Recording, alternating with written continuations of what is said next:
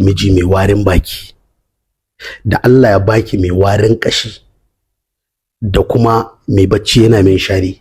Wallahi. Assalamu alaikum yan mata. Wata yar tambaya ne da ni. Ina ji, Allah ya Yawwa, a matsayinki na ya mace wanda zaki aure, ina so in dan lissafo wasu abubuwa ki gaya min irin kalan mijin da kike so. Da Allah Ubangiji ya baki miji mai warin baki, da Allah ya baki mai warin kashi, da kuma mai bacci yana minshari. Amma kuma idan yana da kuɗi, wanne kike so? Zaki iya manajin ki zauna da shi a haka?